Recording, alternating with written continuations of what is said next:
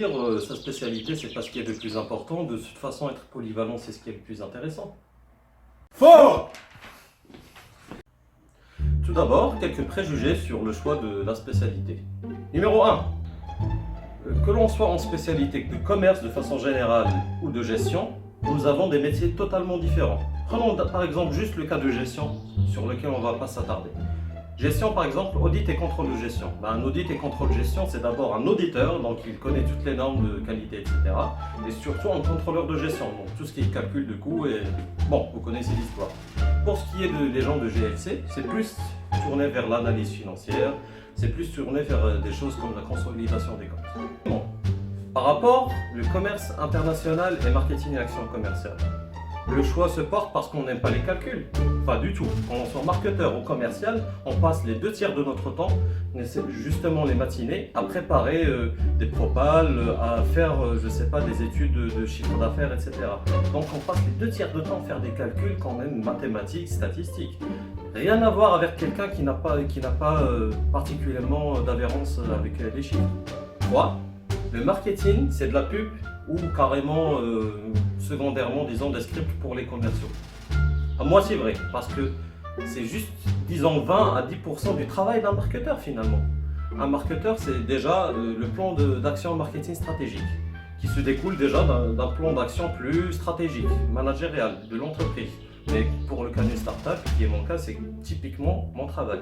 Et pour déjà définir ce plan d'action marketing stratégique, il faut déjà faire un bon diagnostic avec choisir les bons outils, vraiment avoir des informations très dures. Finalement, on passe 80% de notre temps dans le diagnostic et 20% dans le marketing stratégique, dans la proposition. Et une fois qu'on a nos objectifs marketing stratégiques, on choisit le marketing mix, que ce soit les 4P ou les 7P selon le produit ou l'offre dont vous. Justement, en marketing des services, vous allez voir la différence entre les 4P et les 7P. C'est le service. Quatrièmement, les gens du commerce, et spécialement le marketing, c'est la fiesta, et les gens de la gestion sont plus chiants. Ouais, c'est assez vrai, ils sont assez chiants. Focus sur la qualité d'un commercial et d'un marketeur. Tout d'abord, ce qu'il faut savoir, c'est un commercial et un marketeur, ils font toujours équipe. Toujours. Qu'on l'on soit dans le marketing stratégique ou opérationnel, qu'on l'on soit un responsable commercial ou carrément commercial sur le front, nous faisons toujours équipe. J'explique pourquoi. Premièrement, nous nous basons sur les remontées des commerciaux pour, par exemple, avoir des informations pertinentes, ce que les clients aiment ou n'aiment pas, ce que les clients préfèrent ou préfèrent moins. Donc ça, c'est très important. Et 2, les performances des commerciaux sont directement liées à nos choix stratégiques en marketing. Ça veut dire que finalement, notre travail est combiné. S'ils sont performants et que nous sommes aussi performants, c'est bien. Si l'un de nous deux n'est pas performant, généralement, ce qui se passe en entreprise, on se jette des cailloux, etc. C'est votre faute, c'est notre faute. Mais ça ne devrait pas se passer comme ça. La communication entre un marketeur et un commercial est primordiale. Numéro 1. Donc c'est 2 métiers différents. Même si on étudie action commerciale d'entreprise, justement, en marketing plutôt, justement, c'est pour mieux orienter nos commerciaux. Et si on allait faire des gestions de commerciaux directement dans certains cas, parce qu'on ne peut pas se permettre d'avoir des responsables commerciaux, on doit savoir comment organiser leur travail, comment qu'ils soient le plus efficients en termes de déplacement, de gestion, d'objectifs, de script, justement, qui est à moitié vrai, et même d'arguments, et aussi traitement des objections. Donc ça, c'est très important. Maintenant, faisons le distinguo entre un commercial international qui est un commercial qui est plus orienté vers tout ce qui est export-import. Donc il connaît les réglementations, il a plus de connaissances par rapport aux transitaires, donc plus orienté délai de livraison, etc. Parce que n'oubliez pas, un des 4P, c'est la distribution. Et la distribution est très importante. Voilà, donc maintenant passons pour les qualités du marketeur et la qualité d'un commercial. Et c'est quoi la différence? D'abord, on va parler des qualités d'un marketeur. Oh non, un marketeur, c'est quelqu'un de passionné, qui aime les gens. Un bisounours en quelque sorte. Pourquoi?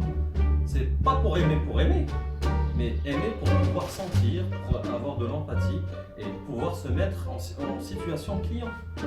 Ça veut dire que moi, si j'allais acheter ce produit, comment j'allais le voir? Parce que c'est facile de dire ces paroles, mais c'est très difficile de les appliquer une fois qu'on est en entreprise, qu'on conçoit un produit, ceci, cela.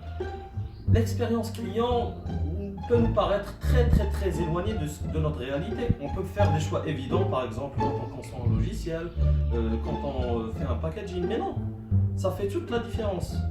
Et prenez l'exemple simple, l'architecture justement des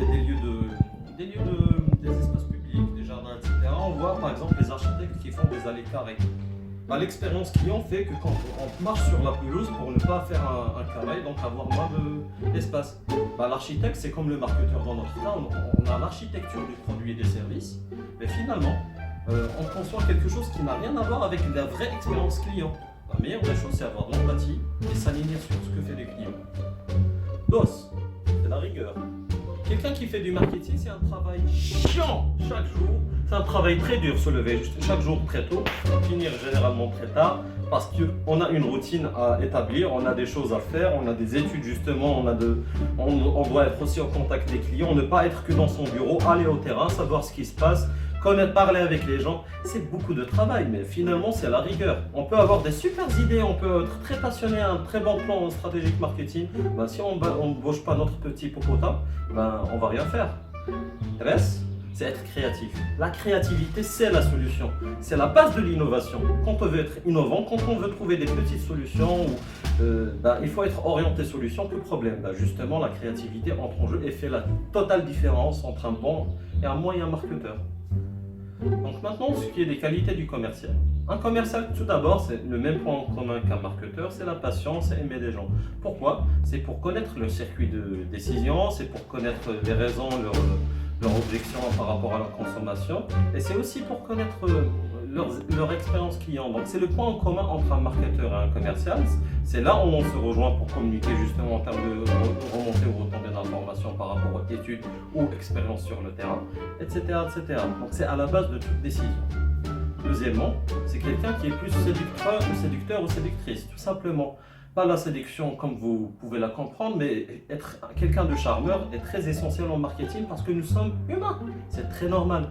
Quand on a en face de nous quelqu'un qui sait parler, qui tire les cordes sensibles, qui nous comprend, qui nous caresse au sens du poil, ben, on a 70% plus de chances d'acheter que non.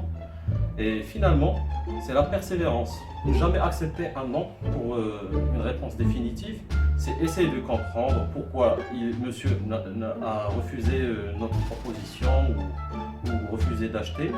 Essayer de comprendre, de trouver des solutions, peut-être de l'ordre financier parce qu'on peut proposer des paiements échéanciers, etc. Ou bien trouver d'autres leviers d'argumentation. Ça peut être aussi dans les cas d'influence, la famille, sociale, culture. Il faut vraiment se mettre encore une fois sur la qualité numéro 1 du marketeur et du commercial, la capacité de sentir les gens et d'empathie. Voilà. Maintenant, je vais vous clôturer ceci en vous donnant des conseils généraux. Quoi que vous fassiez, comment choisir? Ne faites pas de choix par élimination. Je fais marketing parce que je n'aime pas la finance, parce que, ou l'inverse.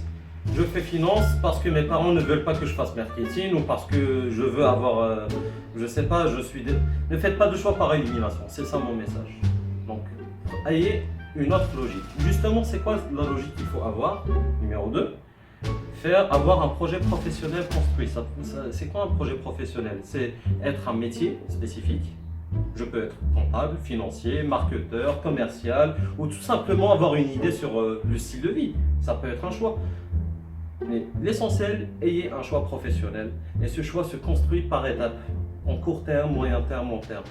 Je commence par le long terme, je veux avoir ce résultat X. Je veux, je ne sais pas, être un chargé d'études ou être un chef de produit.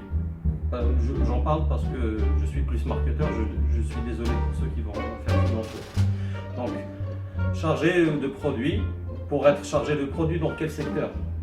Du luxe, de consommation alimentaire, ceci, cela. Donc j'aurais besoin d'une expérience de stage dans ce secteur pour justement argumenter, avoir plus de chances de mon côté et avoir vraiment une expérience pratique dans le marketing en ce côté. Justement, comment atteindre cet objectif de faire ce stage? Ça peut être, pour mon cas, c'était aussi une zone géographique, mais aussi pour un manque d'outils, d'expérience professionnelle. Personnellement, j'ai fait un choix d'aller à l'étranger en France, de ne pas finir mes études, pour à la fois atteindre l'objectif de faire un stage sur place, ce qui allait considérablement augmenter mes chances, Et deuxièmement, avoir des outils plus pratiques parce que c'est vrai, nous étudions des choses très intéressantes en marketing à l'ENCG, mais l'écosystème est tel qu'on ne peut pas avoir des patrons de grosses entreprises qui viennent chez vous, type Paul, ce qu'on a eu, type Nielsen, les panélistes, etc., pour nous apprendre leur métier et nous laisser l'opportunité de nous distinguer via des projets professionnels concrets. Et donc, malheureusement, c'est l'état actuel, mais il faut faire avec. Maintenant que je sais ce que je veux faire de ma vie, maintenant que je sais de ce dont j'ai besoin comme société, comme secteur d'activité, comme stage, voilà, je passe au choix de la formation, justement. Je dois vérifier que chaque formation dispose des éléments qui pourraient m'intéresser ou pas, ou ne serait-ce de faire justement finir les études à l'ENCG, faire un master spécialisé ou carrément faire 2 ans à l'étranger pour avoir d'autres éléments qui manquent. Donc c'est un choix qui se construit, c'est un choix qui se respecte et il faut être très visionnaire. Donc vérifiez la compatibilité aussi de ce que vous allez faire avec les choix, les outils que vous allez avoir. Parce que c'est bien de faire une formation si on ne peut pas valider parce qu'on est nul dans une matière. Voilà, c'est une petite logique par élimination, mais disons c'est une fonction de contrôle juste avant le choix final. Et pour finir, le plus essentiel dans tout ce que je vais vous dire, aimez ce que vous faites. Faites un choix parce que vous êtes obligé. Vous allez être triste, vous allez être malheureux dans votre choix. Soit vous allez avoir une carrière chiante parce que vous allez bosser juste pour remplir vos heures et sortir. Peut-être avoir des petites augmentations annuelles. Voilà, votre vie ça va se résumer ainsi, avoir une vie merdique. Ou type de fonctionnaire à la marocaine. Non, faites ce que vous aimez parce que chaque matin, vous allez vous lever très content, très motivé, vous allez produire, vous allez faire quelque chose qui vous tient à cœur, laisser une empreinte dans votre passé. C'est ça l'essentiel. Et ça va vous permettre vraiment de vous épanouir et d'être beaucoup plus productif, même pour être plus confortable financièrement, c'est via ces 2 choix très corrélés. Même dans le cas où vous allez faire finalement quelque chose que vous n'aimez pas, j'ai quelques amis que maintenant ils ont fini Bac plus 5, ils ont toujours voulu être des programmeurs et des infographistes. Ils sont en train d'étudier la programmation des infographistes. Ils ont fait l'ENCG parce que leurs parents ont dit allez, on va faire l'ENCG.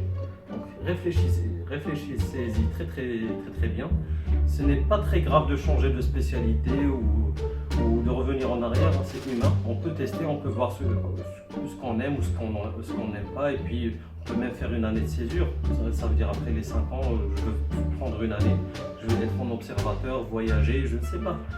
Bien sûr, encore une fois, nous n'avons pas les mêmes contextes, nous n'avons pas les mêmes. Quelqu'un qui veut absolument bosser parce qu'il doit aider sa famille ne peut pas se permettre ça. Donc il faut faire très attention par rapport à certains choix des autres, ne pas dire que c'est le meilleur choix. Attention.